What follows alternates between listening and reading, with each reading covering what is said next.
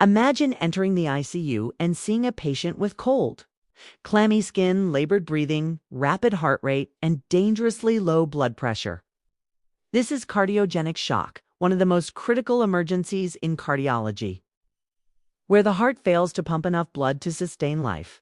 As nurses, understanding the Nursing Care Plan (NCP) for cardiogenic shock is essential because it provides a structured approach to assessment, diagnosis, intervention, and evaluation, ensuring the patient receives timely and effective care.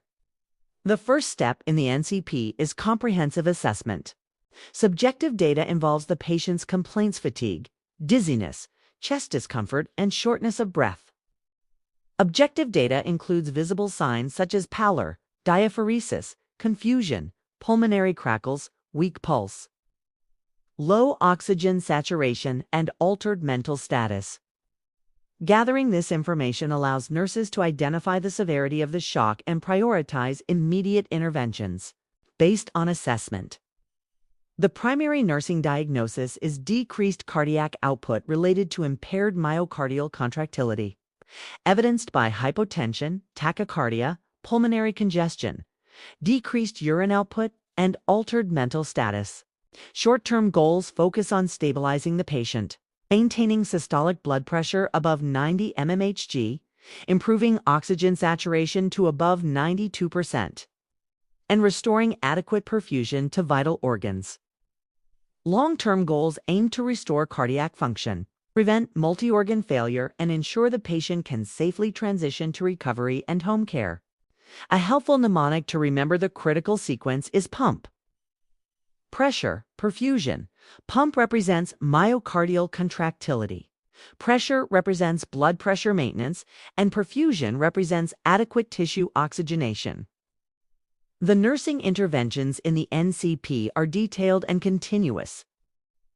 Vital signs, oxygen saturation, and urine output must be monitored closely, sometimes every 15 minutes.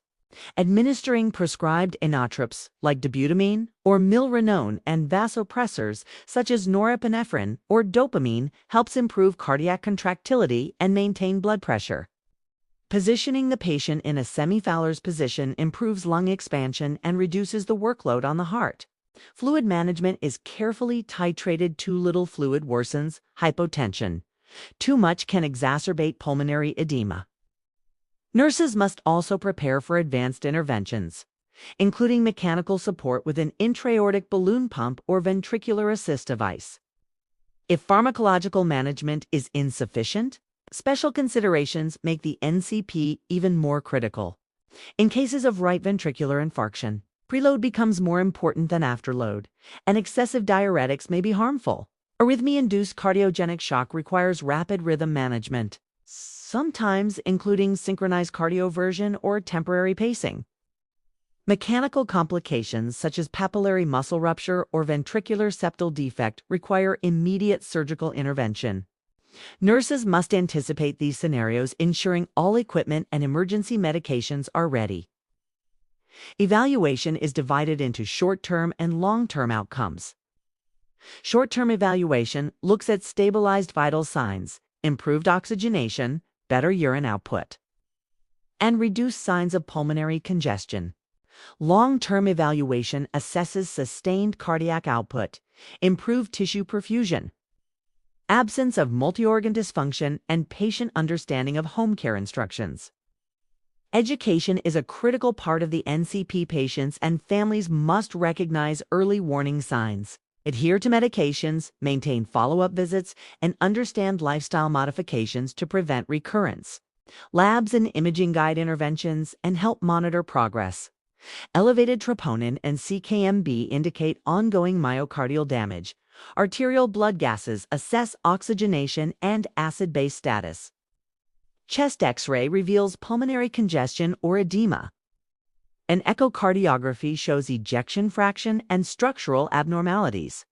Nurses integrate these findings into daily care, adjusting interventions and collaborating with the healthcare team to optimize outcomes.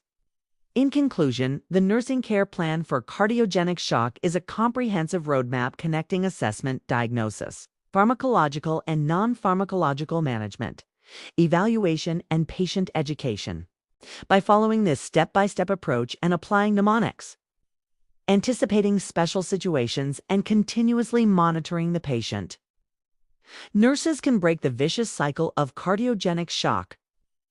Mastery of the NCP ensures holistic, timely, and life-saving care, turning a higher-risk emergency into a controlled and manageable situation with improved patient outcomes.